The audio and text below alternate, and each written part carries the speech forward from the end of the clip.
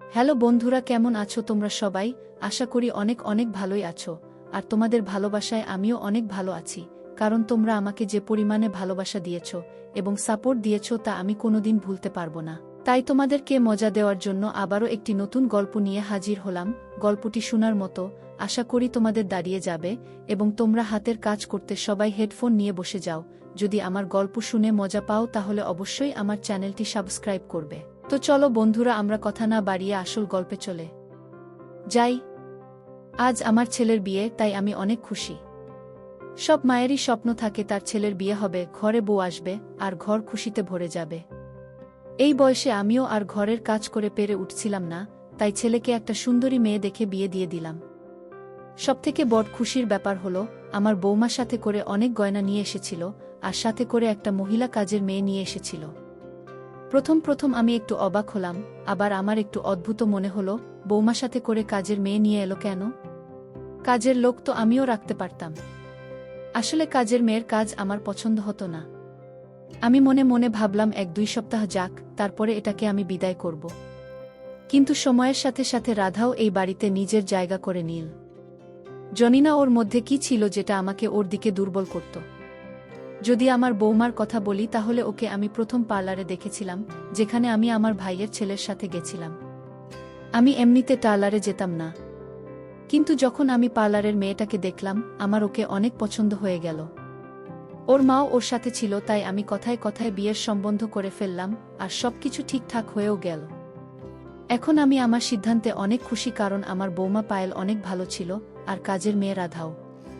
কিন্তু বৌমার সাথে যে কাজের মেয়ে এসেছিল রাধা, সে সবসময় ঘোমটা দিয়ে রাখত, এই বিশ্বাসটা বড় অদ্ভুত ছিল।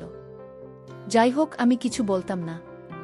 আমি রান্না ঘরের কাজ কাউকে করতে দিতাম না, কিন্তু এই মেয়েটা এখানেও সবাইকে অবাক করে দিল। সে অনেক সুস্বাদু রান্না করত। আমি ওকে মন থেকে খাবার বানানোর দায়িত্বটা দিয়ে দিয়েছিলাম। এখন আমার অনেক আরামের সময় ছিল। ওই মেয়েটা শুধু ঘরের সব কাজই করত তাই নয়, আমার অনেক সেবাও করত। আমি আশ্চর্য হয়ে যেতাম। কিন্তু আজ পর্যন্ত আমি ওর মুখটা দেখিনি, কারণ ও সবসময় ঘোমটা দিয়ে থাকত। আমি অনেকবার ওকে বুঝিয়েছি যে বাড়িতে থাকার সময় তুমি ঘোমটা না দিতে পারো, কারণ এখানে তো আর কেউ থাকে না, আমরা শাশুড়ি বৌমা থাকি। ছেলে সকালে অফিসে বেরিয়ে যায় আর রাতে বাড়িতে ফেরে। কিন্তু আমার কথা শুনে ও অবাক হয়ে যেত, ওর হাত পা কেমন একটা করত। আমার বৌমা ওর সামনে এসে দাঁড়াল আর বলল, মা ওকে কিছু বলবেন না, ও নিজের মুখ কাউকে দেখায় না, ও একটু অন্যরকম। ও অনেক ভালো, ও ঘোমটা দিয়ে থাকলেই শান্তি পায়, তাই ওকে কিছু বলবেন না। রাধা চলে গেল। আমার বৌমা তখন আমার পাশে এসে বসল আর আস্তে করে আমাকে বলল, মা আমরা ওর মুখ দেখে কি করব যখন ও আমাদের এত সুখ দিচ্ছে, ঘরগুলো আয়নার মতো পরিষ্কার করে রেখেছে, সুস্বাদু খাবার বানাচ্ছে, আর আমি দেখেছি অনেক রাত পর্যন্ত ও আপনার পা ম্যাসাজ করে দেয়া। এমনটা না হয় আমাদের কথায় রেগে গিয়ে কাজ ছেড়ে চলে যায়, তাহলে আজকাল এমন কাজের মেয়ে পাওয়াই মুশকিল। বৌমার কথা শুনে আমি চুপ হয়ে গেলাম, কিন্তু আমি অনেক কিছু চিন্তা করতে থাকলাম। ও মহিলাদের সামনে ঘোমটা দিয়ে থাকবে কেন? এইভাবেই সময় পার হয়ে যাচ্ছে। একদিন রাতে আমি ঘুম থেকে উঠে জল নেওয়ার জন্য রান্নাঘরের দিকে যাচ্ছিলাম, তখন আমি দেখলাম রাধা রান্নাঘরের পাশের ঘরে চেয়ারে বসেছিল আর ওর ঘরের দরজাটা খোলা ছিল। আমার চোখ গিয়ে পড়ল রাধার উপরে। ও এমনভাবে বসেছিল যে ওর মুখটা ছিল অন্যদিকে। ওকে দেখে মনে হচ্ছিল ওর মাথায় এই সময় ঘোমটা নেই। আমি অধীর আগ্রহে ওখানে দাঁড়িয়ে অপেক্ষা করতে থাকলাম, যদি এক পলক আমি ওর মুখটা দেখতে পাই। তখনই হঠাৎ করে ও উঠে দাঁড়িয়ে পড়ল আর দরজার দিকে ঘুরে গেল। যেই ওর মুখের দিকে আমার চোখ গেল, আমি তো নিচে পড়তে পড়তে বেঁচে গেলাম, এমনকি আমার মনটা কেমন একটা করে উঠল। হে ভগবান, এটা তো! তখন হঠাৎ করে আমার কাশি পেল আর আমি জলের গ্লাসটা মুখে দিলাম। কিন্তু ততক্ষণে রাধা আমাকে দেখে ফেলেছিল।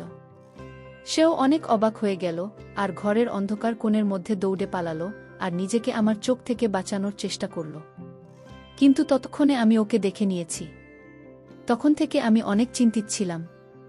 সারারাত কাটার মতো পার করছিলাম, সারারাত আমি ঘুমোতে পারিনি। এসব কি? এমনটা কি করে হতে পারে? আমি অধীর আগ্রহে সকাল হওয়ার অপেক্ষা করছিলাম।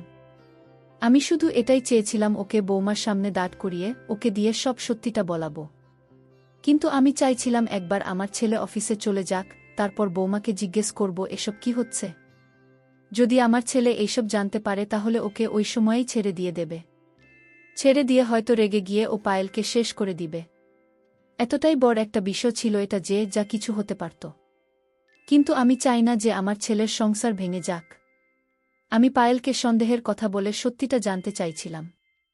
কিন্তু আমি আগেই ভেবে নিয়েছিলাম যে যদি এর মধ্যে ওর একটুও দোষ থাকে তাহলে আমি নিজে ওদের ছাড়িয়ে দেব। আমি কিছু বুঝতে পারছিলাম না যে দোষটা কার। শুধু বৌমাই এখন সবটা বলতে পারবে। আমার মাথায় কাজ করছিল না। আমার বৌমা পায়েল ঘুম থেকে উঠে পড়েছিল। ও জলখাবার খেয়ে নিজের ঘরে চলে গেল। আমার ছেলে অফিসে চলে গেল। সবকিছু জানার এটাই সঠিক সময় ছিল। আমি বৌমার ঘরের দিকে চলে গেলাম, দরজা খটখট করে ঘরের ভিতরে ঢুকে পড়লাম। বৌমা নিজের আলমারিতে কাপড় গোছাচ্ছিল, একটু আশ্চর্য হয়ে আমার দিকে তাকালো। আমি ঘরে দরজা দিলাম আর বিছানার উপরে গিয়ে বসে পড়লাম। আর ওকে জিজ্ঞেস করলাম, বৌমা আসল বিশ্বাসটা কি বলতো? আমার বাড়িতে তোমরা দুইজনে মিলে কি খেলা খেলছ? রাধা আসলে কে? রাধার রহস্যটা কি? আজকে আমি সত্যিটা জানতে চাই। যদি তুমি আমাকে সত্যিটা না বলো তো। আমার কথা শুনে পায়েল আমার শরীরে পড়ে গেল। মা, আমাকে ক্ষমা করে দিন। এতে আমার কোনো দোষ নেই। এসব কি ব্যাপার? আমাকে পুরো ঘটনা বল। ও আমার কথা শুনে খুব ভয় পেয়ে গেল। মা, আমি আপনাকে অনেক বলছি, কিন্তু আপনি আগে প্রতিজ্ঞা করুন আপনি রবিকে এসব ব্যাপারে কিছু বলবেন না, নয়তো। দেখো বৌমা, আমাকে সব সত্যি আগে বলো। সব সত্যিই জানার পর তবেই আমি সিদ্ধান্ত নেব। আমার কথা শুনে ও চোখের জল মুছল আর আমাকে সব ঘটনাটা বলতে থাকলো। ও বলল, আমি অনেক সচ্ছল পরিবারের মেয়ে। আমরা 3 ভাই বোন ছিলাম। আমার বড় দিদির বিয়ে 3 বছর আগে হয়ে গেছে, তবে থেকে সে দেশের বাইরে থাকে। ওর পরে আমি আর আমার ছোট ভাই অনিল। আমি কলেজে যেতাম আর অনিল স্কুলে যেত। আমরা অনেক খুশি ছিলাম, কিন্তু হঠাৎই একদিন বাবার ব্যবসা খারাপ হয়ে গেল। আমাদের আর্থিক অবস্থা অনেক সংকটজনক হয়ে গেল। আমার কলেজ যাওয়া বন্ধ হয়ে গেল আর স্কুলের ফিস দিতে না পারার জন্য অনিলকে স্কুল থেকে বের করে দেওয়া হলো। বাবা চারিদিকে ধার দেনায় পড়ে গেছিল। কোনো আত্মীয় স্বজন আমাদের খোঁজ খবর নিত না। এটা একদম সত্যি কথা যে সবাই ততক্ষণ পর্যন্ত আপনার খোঁজ নেবে যতক্ষণ পর্যন্ত আপনার কাছে পয়সা আছে। বাবা নিজের ধার শোধ করার জন্য বাড়ি বিক্রি করে দিলেন। ধার শোধ করার পর যেটুকু পয়সা বেঁচেছিল সেই পয়সা দিয়ে একটা ছোট বাড়ি ভাড়া নিলেন আর তার 6 মাসের টাকা অগ্রিম দিলেন। বাড়িতে 2 মাসের রেশন উঠিয়ে রাখলেন। এখন মাত্র কিছু হাজার টাকায় বেঁচেছিল, সেটা দিয়ে আর কতদিন চলত? আমার কাছে চাকরি পাওয়ার মতো কোনো ডিগ্রি ছিল না। তার জন্য গ্রামে কিছু সন্তানকে টিউশনি পড়ানো শুরু করে দিলাম, কিন্তু ওই 100-200 টাকা যথেষ্ট ছিল না। সেই সময় থেকে বাবার শরীর খারাপ হতে থাকলো। বাবা আগে থেকেই হার্টের পেশেন্ট ছিলেন, কিন্তু এখন পরিস্থিতির জন্য উনি আরও কমজোরি হয়ে গেলেন। বড় দিদিকে আমরা কিছু বলিনি, কারণ ও অনেক খারাপ চিন্তা করবে। একদিন আমি একটা স্কুলে ইন্টারভিউ দিতে গেলাম, কিন্তু সেখানেও নিরাশ হলাম, কারণ আমার শিক্ষা কম ছিল, তাই তারা আমাকে 2000 টাকা বেতন দেবে বলল। কিন্তু এই বাজারে মাত্র 2000 টাকায় কি হয়? আমি বাইরে চলে এলাম আর অনেক রোদে বাসে বসে বাসের অপেক্ষা করছিলাম। আমার নিজের অবস্থা দেখে আমার কান্না পেয়ে গেল। আমার শরীর দিয়ে চোখের জল পড়ছিল। তখনই আমাকে কেউ একজন জিজ্ঞেস করল, আমি কেন কাঁদছি? আমি অবাক হয়ে গিয়ে মাথা উঁচু করে তাকালাম আর অনেক ভয় পেয়ে গেলাম, কারণ তাকে আমি চিনি না। উনি সবসময় আমাকে এখানে বসে থাকতে দেখতেন আর রোজ আমার দিকে তাকাতেন, কিন্তু আজকে ওনার এত সাহস দেখে আমি অনেক ভয় পেয়ে গেলাম। আমি ওখান থেকে উঠে অন্য জায়গায় গিয়ে বসলাম, কিন্তু উনি ওখানেও চলে এলেন আর আমাকে কাদার কারণ জিজ্ঞাসা করতে থাকল। আমি ওনাকে বললাম, আপনি চলে যান, আমাকে আমার মতো ছেড়ে দিন, কিন্তু উনি গেলেন না। আর আমাকে বললেন, আমি যদি চাই আপনাকে সাহায্য করতে পারি। আমি মনে মনে ভাবলাম, এ আমাকে কি সাহায্য করবে? এ তো নিজেই লোকের থেকে চেয়ে চিনতে নিজের দিন চালা। আমি ওনাকে বললাম, আপনার কোনো সাহায্যের দরকার নেই আমার। আপনি এখান থেকে চলে যান। কিন্তু উনি কিছুতেই শুনলেন না, তাই আমাকে বাধ্য হয়ে ওনাকে বলতে হলো, আমার পারিবারিক অবস্থা ঠিক নেই আর আমি কোনো চাকরিও পাচ্ছি না। এটা শোনার পরে উনি আমাকে বুদ্ধি দিলেন, তুমি কেন একটা পার্লার খুলছ না? আমি ওনার কথা শুনে হেসে দিলাম আর ওনাকে বললাম, তার জন্য তো কয়েক লক্ষ টাকা চাই, আর আমার কাছে তো এতটুকু পয়সাও নেই যেটা দিয়ে আমি একটা পার্লারের কোর্স করতে পারবো। এটা শেখার জন্য তো পয়সার দরকার। আমার কথা শুনে উনি নিজের পকেট থেকে একটা কাগজ কলম বের করলেন আর কাগজে কিছু একটা লিখে দিলেন। তারপরে কাগজটা আমার দিকে বাড়িয়ে দিয়ে বললেন, এটা আমার নম্বর। তুমি এটার বিষয়ে একটু ভেবে নাও, তারপর আমাকে ফোন করো। আমি তোমাকে পয়সা জোগাড় করে দেব। আমি কাগজটা ওনার হাত থেকে নিয়ে নিলাম আর সেখান থেকে উঠে গেলাম, কারণ তখন আমার বাস এসে গেছিল। আমি বাড়িতে পৌঁছে এসব কিছু ভুলে গেছিলাম। রাতে যখন আমি বিছানায় গিয়ে শুলাম, তখন আমার সারাদিনের কথা মনে পড়ল। আমার মনে পড়ে গেল কিভাবে আমি বাস স্টপে বসে কাঁদছিলাম, আর তখনই ওই অপরিচিত লোকটা ওখানে এসে গেল। ওনার কাছে এত পয়সা কি করে এলো যে আমাকে দেওয়ার জন্য প্রস্তুত হয়ে গেলেন? আর ওনার কাছে যদি এত পয়সাই থাকবে, তাহলে উনি আমাকে কেন দিতে যাবেন? আজকাল তো কেউ কাউকে ধার পর্যন্ত দেয় না। আমার তো ওনার কথায় বিশ্বাস হয়নি। কিন্তু তারপরে জানি না কি মনে ভেবে আমি আমার মানিব্যাগ থেকে সে কাগজটা বের করলাম, যেটাতে ওনার নাম্বার লেখা ছিল। আর আমি ওনার নম্বর অপরিচিত ব্যক্তি নামে সেভ করে রাখলাম। তারপরে ঘুমিয়ে পড়লাম। এই ঘটনাটা ঘটেছিল অনেক দিন হয়ে গেছে। বাড়িতে 2 বেলা 2 মুঠো খাবার জোগাড় করা মুশকিল হয়ে পড়েছে, আর আমার টিউশনিগুলোও এখন আর নেই। আমি আর মা অনিলের স্কুলটা নিয়ে অনেক চিন্তিত ছিলাম। অনেক মাস হয়ে গেছে ও ঘরে সবসময় উদাস হয়ে থাকে, আর নিজের স্কুল ব্যাগ খুলে নিজের বইগুলো ঘন্টার পর ঘন্টা দেখে। ওর স্কুলের খরচা প্রচুর ছিল। সেই দিন আমি আমার একটা বান্ধবীর বাড়িতে কথা বলতে গেলাম। ও যদি কাউকে বলে আমাকে একটা ভালো মাইনের স্কুলে চাকরি পাওয়াতে পারে, তাহলে অনেক ভালো হয়। কথাবার্তা বলে বাড়ি আসার সময় রাস্তায় আমি একটা বিউটি পার্লার দেখতে পেলাম। ওটা দেখে আমার ওই অপরিচিত ব্যক্তির কথা মনে পড়ে গেল। আমি ভিতরে গিয়ে বললাম, আমি শিখতে চাই। পার্লারের মালকিন আমাকে বলল এই কোর্সের জন্য 1 লাখ টাকা দিতে হবে। আর এই কোর্সটা 1 বছরের, যেটাতে উনি আমাকে সবকিছু শিখিয়ে দেবেন। এটা শুনে আমি ওখান থেকে চলে এলাম। আমি ওনাকে বললাম, আপনাকে আমি কিছুদিন পরে জানাবো। কিন্তু আমি 1 লাখ টাকা কোথা থেকে পাব?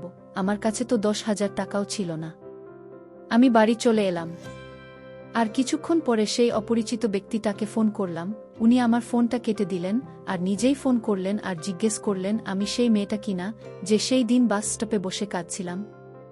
আমি আশ্চর্য হলাম উনি আমার কণ্ঠের আওয়াজ শুনে কি করে আমাকে চিনে নিলেন। কিন্তু আমি ওনাকে বেশি কিছু প্রশ্ন না করে ওনাকে বললাম, হ্যাঁ আমি সেই মেয়েটা যার সাথে আপনার সেদিন বাস স্টপে দেখা হয়েছিল। আর তাকে জিজ্ঞেস করলাম তিনি আমাকে পয়সা কোথা থেকে দেবেন, যখন তিনি নিজেই একজন গরিব মানুষ। আমার কথা শুনে তিনি হাসলেন আর বললেন, তোমার পয়সা চাই, তুমি পেয়ে যাবে, বল কত চাই। আমি বললাম পার্লারের কোর্স করার জন্য আমার 1 লাখ টাকা চাই, আর এই টাকাটা আমি ওনাকে ফেরত দিয়ে দেব। উনি আমাকে সেই বাস স্টপে ডাকলেন। আমি যাওয়ার জন্য রেডি হয়ে গেলাম। পরের দিন আমি গিয়ে দেখলাম উনি আগে থেকেই সেখানে এসে বসে আছেন। উনি আমার হাতে একটা খাম দিলেন আর চুপচাপ সেখান থেকে চলে গেলেন। আমি খামটা আমার ব্যাগে রেখে বাড়ি চলে এলাম। বাড়ি এসে ঘরে ঢুকে দরজা বন্ধ করে খামটা খুললাম, কিন্তু আমি খুব আশ্চর্য হয়ে গেলাম যখন আমি দেখলাম খামে 2 লাখ টাকা আছে। আমি ওনাকে সাথে সাথে ফোন করলাম। ফোন করে বললাম, আমার তো 1 লাখ টাকা দরকার ছিল। আপনি আমাকে 2 লাখ টাকা কেন দিয়েছেন? তখন উনি বললেন, 1 লাখ টাকা তুমি পার্লারে দেবে, আর 1 লাখ টাকা দিয়ে ধীরে ধীরে নিজের খরচ চালাবে। আমি ওনাকে ধন্যবাদ দিলাম। আর আবেগের বশে আমি ওনার কাছে প্রতিজ্ঞা করলাম যে জীবনে যদি আপনার কোনো সাহায্যের প্রয়োজন হয়, তাহলে আমি নিশ্চয়ই করব। উনি আমাকে বোন বলে ডাকলেন, কিন্তু আমি এটা বুঝতে পারিনি আমি না জেনে কত বড় ভুল করে ফেলেছি। আমি ফোন রেখে দিলাম। পরের দিন আমি পার্লারে পয়সা জমা করে দিয়ে পার্লারে জয়েন করে নিলাম। এভাবেই দিন চলছিল। আমি অনেক কিছু শিখে নিয়েছিলাম, অনিলকে স্কুলে ভর্তি ও করে দিয়েছিলাম। এইভাবে 1 বছর পার হয়ে গেল। পার্লার থেকে আমাকে কোর্স সার্টিফিকেট দিয়ে দিল। এবার আমি নিজের পার্লার খুলতে চাইছিলাম। আমি সেই অপরিচিত সাহায্যকারীকে আবার ফোন করলাম। ফোন করে বললাম আমার কোর্স কমপ্লিট হয়ে গেছে। তখন উনি আমাকে আবার সেই বাস স্টপে ডাকলেন। যখন আমি সেখানে গেলাম, উনি আমাকে আবার একটা খাম দিলেন, দিয়ে বললেন, আমার সাথে চলো। আমি তো কিছুই বুঝতে পারছিলাম না। তখন উনি আমাকে বললেন, আমি তোমার জন্য একটা পার্লার দেখেছি যেটা ভাড়ায় পাওয়া যাচ্ছে। আমি ওনার সাথে চলে গেলাম, গিয়ে সব কথা ঠিক করে এলাম। দ্বিতীয় দিন আমি পার্লারে বসে পড়লাম আর পার্লারের বোর্ড দিয়ে দিলাম। নিজের সাহায্যের জন্য একটা মেয়েকেও রেখে দিলাম। পার্লারটা অনেক ভালো চলছিল, যে কারণে ঘরের অবস্থাও আস্তে আস্তে ভালো হতে থাকল। আমি তো ওনাকে ভগবান মনে করে প্রতিদিন আশীর্বাদ দিতাম। যত দিন যাচ্ছিল পার্লারে মহিলাদের ভিড় বেড়ে যাচ্ছিল। তাদের মধ্যে একজন আপনিও ছিলেন। আপনি আমাকে পছন্দ করলেন আর নিজের ঘরের বউ বানালেন। বাড়িতে আমার বিয়ের জোগাড় হচ্ছিল, তখন একদিন সেই অপরিচিত সাহায্যকারী আমার কাছে এলেন। এসে আমাকে বললেন উনি আমার কাছ থেকে কিছু চান। আমি ওনাকে বললাম আমি ওনার সব পয়সা ফেরত দিয়ে দেব, শুধু আমাকে একটু সময় দিন। তখন উনি বললেন উনার পয়সা চাই না, কিছু সাহায্য চাই, তখন উনি আমাকে আমার সেই প্রতিজ্ঞার কথা মনে করালেন যেটা আমি 2 লাখ টাকার পরিবর্তে ওনার কাজ করেছিলাম। আমি তো বুঝতে পারছিলাম না উনি আমার কাছে কি চাইবেন, এটা ভেবে আমি অনেক চিন্তিত হয়ে পড়লাম। কিন্তু আমি মনের জোর নিয়ে ওনাকে বললাম, বলুন আপনার কি চাই। কিন্তু ওনার কথা শুনে তো আমি আকাশ থেকে পড়লাম। উনি আমাকে বললেন, তুমি আমাকে পণ স্বরূপ নিজের শ্বশুরবাড়িতে নিয়ে যাবে। আমি তখন অনেক চিন্তার মধ্যে পড়ে গেলাম, কিন্তু এটা কি করে সম্ভব। তখন উনি বললেন, আমি তোমাকে বলছি তুমি আমাকে কাজের লোক বানিয়ে নিজের সাথে নিয়ে যাবে, আমি সবসময় আমার মুখ ঘোমটা দিয়ে ঢেকে রাখব, কেউ বুঝতে পারবে না আমি মহিলা না পুরুষ। ওনার কথা শুনে আমার অনেক রাগ হলো। তখন আমি চিৎকার করে বললাম, আমি এসব কেন করব। আমি মানছি আপনি আমাকে সাহায্য করেছেন, আমি তার জন্য আপনার কাছে কৃতজ্ঞ, কিন্তু আমি আমার হবু স্বামীকে এত বড় ঠকাতে কিছুতেই পারব না। আমি কোনো অপরিচিত ছেলেকে কেন নিজের বাড়িতে নিয়ে যাব। আমি কি করে জানব আপনার মনে মনে কি চলছে। আমি আমার আলমারিটা খুললাম, সেখানে অনেক টাকা ছিল। আমি আগে থেকেই 2 লাখ টাকা একটা খামে ভরে সরিয়ে রেখেছিলাম, যাতে সে সাহায্যকারী যদি কখনো টাকা চাইতে আসে তাকে দিয়ে দেব বলে। আমি খামটা তার দিকে বাড়িয়ে দিলাম আর বললাম, এটা গুনে নাও, এতে 2 লাখ টাকা আছে। আর এখান থেকে চলে যাও। আজকে থেকে তোমার সাথে আমার আর কোনো সম্পর্ক নেই। উনি আমার কথা শুনে আমার পায়ে ধরে কাঁদতে শুরু করলেন। আমি ভয় পেয়ে সরে গেলাম। উনি এমনভাবে কাঁদছিলেন যেমন ভিড়ের মধ্যে সন্তান তার মাকে হারিয়ে ফেললে কাঁদে, ঠিক সেরকম। ওনার কান্না দেখে আমার মন নরম হয়ে গেল। আমিও মাটিতে বসে পড়লাম। কুনাল ভাই, কি ব্যাপার, আপনার কি হয়েছে। উনি আমার কথা শুনে আমার দিকে আশা ভরা চোখ নিয়ে তাকালেন। তারপর উনি হাত জোর করে আমাকে বললেন, পায়েল, আমাকে আমার মায়ের সাথে মিলিয়ে দাও। কে আপনার মা। আমি অবাক হয়ে গেছিলাম। উনি আমাকে বললেন, তোমার শাশুড়ি আমার মা, আমি আমার মায়ের সেবা করতে চাই। তুমি আমাকে তোমার সাথে নিয়ে চলো, আমার এই ইচ্ছেটা পূর্ণ করো। উনার কথা শুনে আমার বড় শক হলো। এটা কি করে হতে পারে যে উনি আমার স্বামীর ভাই। যদি উনি আমার শাশুড়ির ছেলে হবেন তাহলে উনি নিজের বাড়িতে এইভাবে কেন যেতে চান। আমার মনে অনেক প্রশ্ন আসছিল। তখন উনি বললেন, আমি জানি তুমি আমার কথা শুনে চিন্তিত হয়ে পড়েছেন। তুমি এটাই ভাবছ যে আমি যদি সত্যি বলি তাহলে আমি সোজাসুজি কেন নিজের বাড়িতে চলে যাচ্ছি না। আমার হাত পা বাঁধা পায়েল। উনি তখনও কাঁদছিলেন। কাঁদতে কাঁদতে নিজের জীবনের ঘটনা বলতে থাকলেন। যখন আমি এই পৃথিবীতে এসেছি তখন আমার মা মোটেই খুশি হয়নি, কারণ শ্বশুরবাড়িতে মায়ের উপর অনেক অত্যাচার করা হতো। তুমি নিজেই ভাবো, একটা মেয়ের যখন বিয়ে হয়ে শ্বশুর বাড়ি যায় আর তাড়াতাড়ি মা হয়ে যায় তাহলে সে কত খুশি হয়। সে ভাবে তার সন্তানটা শ্বশুরবাড়িতে তার অধিকারকে আরও মজবুত করবে। কিন্তু আমার এই পৃথিবীতে আসার পরে আমার মায়ের জায়গা মজবুত হয়নি, উল্টে ওনাকে কথা শোনানো হতো। আমার ঠাকুমা আমার মাকে 1 মিনিটের জন্য সহ্য করতে পারতেন না। এটা অনেক ভালো হতো যদি হাসপাতালে আমার বাবা আমার মাকে ছেড়ে দিয়ে দিত, যদিও এতে আমার মায়ের কোনো দোষ ছিল না। এটা তো সম্পূর্ণ ভগবানের ইচ্ছা ছিল। তিনি আমাকে না মেয়ে বানিয়েছেন না ছেলে, আমাকে 3য় পর্বের মানুষ বানিয়েছেন। কুনালের কথা শুনে আমার মনটা ভারাক্রান্ত হয়ে উঠল। কুনাল কাঁদতে কাঁদতে দুর্বল হয়ে যাচ্ছিল। যখন নার্স আমার মাকে বলল, আপনার ঘরে 3য় পর্বের মানুষ জন্ম নিয়েছে, তখন মা নার্সকে চোখের ইশারায় অনুরোধ জানালো। নার্স ও মায়ের দুঃখ বুঝে চুপ হয়ে গেল। আর বাবাকে অভিনন্দন জানালো যে আপনার ঘরে ছেলে হয়েছে। সবাই অনেক খুশি হয়েছিল, সবাই মায়ের পাশে ছিল। কিন্তু আমার মা চুপচাপ একটা কোণে বসে শুধু কাঁদত। আমি যখনই মাকে দেখতাম মা শুধু কাঁদত। আমি জানি না মা আমাকে সব পরিবারের থেকে লুকিয়ে কি করে বড় করে তুলেছেন। কেউ কিছু জানতে পারেনি। মা আমাকে ছেলেদের পোশাক পরাতো, ছেলেদের স্কুলেও ভর্তি করে দিয়েছিল, কিন্তু ব্যাট বলের থেকে আমার বোন রাধিকার পুতুল নিয়ে খেলতেই ভালো হতো। মায়ের গয়না আমার সব ভালো পছন্দ হতো। একদিন আমি মায়ের লাল লিপস্টিক পরে বাইরে চলে গেলাম। আমাকে দেখে আমার ঠাকুমা হাসছে আর মাকে ডেকে বলল, তোমার কুনাল তো মেয়ে হয়ে গেছে। মা আমাকে হাত ধরে নিয়ে গিয়ে ঘরের দরজা বন্ধ করে দিয়ে বাবার বেল্ট দিয়ে অনেক মারল। আমি 6 বছরের সন্তান ছিলাম। আমার শরীর অনেক নরম ছিল। আমার শরীরে বেল্টের দাগ পড়ে গেল। আমি অনেক আওয়াজ করছিলাম, কিন্তু আমার উপর মায়ের একটুও দয়া হচ্ছিল না। যখন আমার শরীর থেকে অনেক পানি বের হতে থাকলো তখন আমার মা থেমে গেল। তখন মা আমার থেকেও বেশি কাঁদছিল। আমরা 2 জন মা ছেলে কেঁদে কেঁদে ক্লান্ত হয়ে পড়েছিলাম। তখন ঠাকুমা দরজায় আওয়াজ করল, কিন্তু আমার মা দরজা খুলল না। মা দেওয়ালে নিজের মাথায় ঢুকে মাথা ব্যথা করে ফেলেছিল। আমাদের 2 জনকে হাসপাতালে নিয়ে যাওয়া হলো। মা আমার জন্য কেমন করছিল, আর আমি মায়ের জন্য। আমি অনেকদিন পর্যন্ত মায়ের কষ্ট দেখে কাঁদতাম, কিন্তু সব সময় আমার কাছে ক্ষমা চাইত। একদিন মা আমাকে বোঝালো, যদি আমি দ্বিতীয়বার এই ধরনের আচরণ করি তাহলে বাবা আমাকে এমন জায়গা ছেড়ে দিয়ে আসবে যেখানে প্রতিদিন তোমাকে এইভাবে মারা হবে। সেই দিনের পর থেকে আমি এমন আচরণ করার ব্যাপারে আর ভাবতাম না। অনেকবার আমার মন চাইতো, কিন্তু আমি আমার মনকে শক্ত করে রেখেছিলাম। অনেক বছর পার হয়ে গেছে, আমি আমার মায়ের মার ভুলে গেছি। কিন্তু মা আমাকে প্রতিদিন যে শিক্ষা দিত তা আমি এক কান দিয়ে শুনতাম, আরেক কান দিয়ে বের করে দিতাম। কিন্তু একদিন আমি আমার জীবনের সবথেকে বড় ভুলটা করে বসলাম। আমার মনে আছে, আমার 10 বছরের জন্মদিনে বাবা বাড়িতে একটা ছোট অনুষ্ঠান করেছিল। মা আমাকে সবথেকে ভালো পোশাক কিনে দিয়েছিল, কিন্তু আমি সেই দিন রাধিকার ইস্ত্রি করা পোশাকটা পরে, মায়ের লিপস্টিকটা পরে যখন কেক কাটতে এলাম, সবাই আমাকে দেখে হাসছিল, মাও আমাকে দেখে হাসল। আর আমার মাথায় মার দিয়ে বলল, তোমার মজা করার অভ্যাসটা জানি না কবে যাবে। তারপর মা আমাকে ঘরে নিয়ে গিয়ে পোশাকটা পরিয়ে রেডি করছিল, আর খুব কাঁদছিল। আমি কারণটা জিজ্ঞেস করাতে আমাকে বলল, তুমি অনেক ভুল কাজ করেছ। পরের দিন মা আমাকে বাজারে নিয়ে গেল, কিন্তু সেটা বাজার ছিল না। আমাকে দূরে একটা শহরে নিয়ে গেছিল। সেখানে ছোট অন্ধকার গলিগুলো পার করে মা আমাকে একটা বাড়িতে নিয়ে গেল, যেখানে সবাই তৃতীয় মানুষ ছিল। তারা কথায় কথায় তালি বাজাচ্ছিল। আমি অনেক ভয় পেয়ে যাচ্ছিলাম। আমি মায়ের হাত ধরে বললাম, মা এখান থেকে চলো, এখানে আমার দম বন্ধ হয়ে আসছে। কিন্তু মা একজন বয়স্ক গুরুর পাশে বসে কথা বলছিল আর কাঁদছিল। গুরু আমাকে নিজের কাছে ডেকে বলল, আজ থেকে আমি তোমার মা।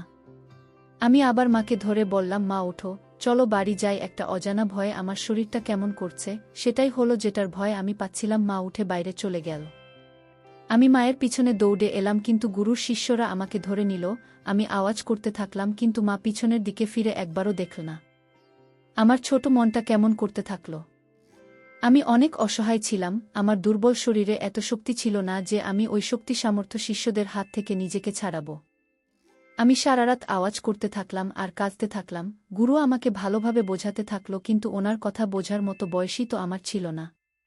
সকালে মা আবার আমার সাথে দেখা করতে এলো। আমি মাকে ধরে আবার কাঁদতে শুরু করলাম। মা আমাকে নিজের হাতে খাবার খাইয়ে দিল, তারপর আমার প্রশ্নের কোনো উত্তর না দিয়ে চলে গেল। আমি মাকে বলেছিলাম কি আজকের পর থেকে আমি আর লিপস্টিক পাউডারে হাত দেব না, কিন্তু মা চুপ ছিল। যখন গুরু আমাকে ভালোবাসত, আমি ওনাকে ঘৃণা করতাম। আমি সবার থেকে আলাদা হয়ে একা বসে থাকতাম আর নিজের আপনজনদের কথা মনে করে কাঁদতাম। একদিন গুরু আমার পাশে এসে বসলেন, তখন আমি কাঁদছিলাম। উনিও কাঁদতে শুরু করলেন। উনি আমাকে বললেন, উনি এই পৃথিবীতে আসার পরে ওনার মা বাবা ওনাকে এমন একটা জায়গায় ফেলে রেখে দিয়ে চলে গেছিলেন, যেখানে ওনার বাবা মার কোনো ঠিকানাই উনি জানতেন না, না ওনার সাথে কেউ দেখা করতে আসত। গুরু আমাকে বলেছিলেন আমি ওনার মতই, তাই আমাকে এখন ওনার সাথেই থাকতে হবে। তখন আমার অনেক রাগ হলো। আমি এখানে আছি 1 মাস হয়ে গেছে। মা আমাকে বলতো সবাই আমার কথা বলে আর কাঁদে। মা সবাইকে মিথ্যে কথা বলেছিল যে আমি হারিয়ে গেছি। আমি সেই দিন বুঝতে পেরেছিলাম এই সবের পিছনে মায়েরই হাত ছিল। মা আমাকে নিজের কাছে রাখতে চাননি। গুরু আমাকে নাচ শিখিয়েছিল। আমি এখন অনেক মেকআপ করে মায়ের সাথে দেখা করতাম, যাতে মা আমাকে বাড়ি নিয়ে যায়। কিন্তু মায়ের মন নরম হতো না। গুরু আমার মধ্যেকার ভালো গুণটা বুঝে আমাকে গহনা তৈরি করেছিলেন। এখন মা আমার সাথে দেখা করতে এলে আমি দেখা করতাম না। সব শহরে আমাকে নিয়ে কথা হতে থাকলো। আমি বড় হয়ে গেলাম আর অনেক সুন্দর দেখতে হলাম। আমি অনেক টাকা রোজগার করেছিলাম। এখন আমার গুরু কমজোরি হয়ে গেছিল। আমি সারাদিন ওনার সেবা করতাম। উনি আমাকে অনেক আশীর্বাদ করতেন। একদিন গুরু আমাকে নিজের পাশে বসিয়ে বললেন, আমি চাই তুমি এইসব ছেড়ে দিয়ে সাধারণভাবে জীবন যাপন করো। এই বলে গুরু আমার হাতের উপরেই শেষ নিঃশ্বাস ত্যাগ করলেন। উনি আমাকে এক ব্যক্তির সাথে দেখা করতে বলেছিলেন। আমি না চাইতেও সেখানে গেলাম। এটাই আমার গুরুর শেষ ইচ্ছা ছিল। এখন আমি দিন মজুরের কাজ করি, নাচ করা ছেড়ে দিয়েছি। এখন রোজ আমাকে কি ধরনের লোকেদের মুখোমুখি হতে হয় সে একমাত্র আমিই জানি। এখন আমি মায়ের অবস্থাটা বুঝতে পারি। মা আমার জন্য কি বা করতে পারত? ওনার মেয়েরাও বড় হচ্ছিল। একজন 3য় পর্যায়ের মানুষের বোনকে কে বিয়ে করত? আমি আমার সব টাকা বাঁচিয়ে রেখেছিলাম যাতে কোনো অসহায়কে সাহায্য করতে পারি। তোমাকে আমার মনে হয়েছিল তোমার সাহায্যের অনেক প্রয়োজন, তাই আমি তোমাকে সব দিয়ে দিয়েছিলাম। আমি মায়ের সাথে দেখা করার জন্য অনেক আগ্রহী ছিলাম। ওনার সেবা করে সৃষ্টিকর্তার কাছে আশীর্বাদ পেতে চেয়েছিলাম। একদিন আমি তোমার সাথে দেখা করতে পার্লারে এসেছিলাম। সেখানে এসেই আমি মাকে দেখতে পাই আর জানতে পারি উনি নিজের ছেলে অর্থাৎ আমার ভাইয়ের সাথে তোমার বিয়ে দিতে চান। তাই জন্যই তো আমি তোমার কাছে এসেছি। কুনাল সব ঘটনা বলে কাঁদতে থাকলো। আমিও কাঁদলাম। মা, আমি কুনালের কথা শুনে নিজেকে আটকাতে পারিনি। মা, আমি কি কোনো ভুল করেছি আপনি বলুন। আমার বৌমা আমাকে প্রশ্ন করছিল, তখন আমি যেন মাটির মধ্যে গেঁথে গেছিলাম। আমি বৌমাকে ধরে অনেক কাঁদলাম। আমার ছোট্ট কুনালকে আমার অনেক মনে পড়ছিল। কত কঠিন পরিস্থিতির মধ্য দিয়ে ওকে যেতে হয়েছে। আমি দৌড়ে ওর ঘরে গেলাম। ও নিজের ব্যাগ প্যাক করছিল, আমাকে দেখেই আমার পায়ের উপরে পড়ে গেল। আমি ওকে উঠিয়ে হাত ধরে ওর সামনে আমার সব দোষ স্বীকার করে নিলাম। ওর কাছে ক্ষমা চাইলাম। ও আমাকে ক্ষমা করে দিল। কুনাল আমাকে ধরে সন্তানদের মতো করে কাঁদতে থাকল। তারপরে ও আমাকে ছেড়ে দিয়ে নিজের ব্যাগ নিয়ে বেরিয়ে যেতে গেল। আমি ওর হাত ধরে বললাম, বাবা তুমি আমাদের সাথেই থাকো। ও অবাক হয়ে গেল আর আমাকে বলল, মা আমি তোমাদের জীবনে কোনো সমস্যা তৈরি করতে চাই না। তখন আমি বলতে থাকলাম, আমার কথাগুলো ভারী হয়ে গেল বাবা, তোমার জীবন তো আমি শেষ করে দিয়েছি। আমি লোকজনের ভয় পেয়েছিলাম এতটাই যে সৃষ্টিকর্তার রাগ ভুলে গেছিলাম। যখন সৃষ্টিকর্তা আমাকে বিচারের সময় জিজ্ঞেস করবে, আমি তোকে ছেলে আর মেয়ে দিলাম, তখন তুই নিজের কাছে রেখে দিলি, আর যখন আমি আমার পছন্দের বিশেষ সন্তান দিলাম, তখন তুই তাকে দূরে ছুড়ে দিলি, তখন আমি সৃষ্টিকর্তাকে কি জবাব দেব? আমাকে সৃষ্টিকর্তার সামনে অপরাধী হওয়ার থেকে বাঁচাও বাবা। আমি কুনালের সামনে হাত জোর করে নিয়েছিলাম, তখন ও নিজের ব্যাগ ফেলে দিয়ে আমাকে ধরল। আমি সারা গ্রামে মিষ্টি বিলিয়েছিলাম এই বলে যে আমার হারিয়ে যাওয়া ছেলে ফিরে এসেছে। সৃষ্টিকর্তার কাছে অশেষ ধন্যবাদ, উনি আমাকে আমার ভুল শুধরে নেওয়ার সুযোগ দিয়েছেন। বন্ধুরা, আজকের ভিডিওটা এখানেই শেষ করলাম। অনেক কষ্ট করে ভিডিওটি আপনাদের জন্য বানিয়েছি। যদি ভিডিওটি আপনাদের ভালো লেগে থাকে তাহলে একটা লাইক করবেন এবং চ্যানেলটি অবশ্যই সাবস্ক্রাইব করবেন। এই আশা ব্যক্ত রেখে আপনাদের কাছ থেকে বিদায় নিচ্ছি আমি। দেখা হবে আগামীকালের নতুন কোনো ভিডিওতে। সে পর্যন্ত সবাই ভালো থাকুন, সুস্থ থাকুন। ধন্যবাদ।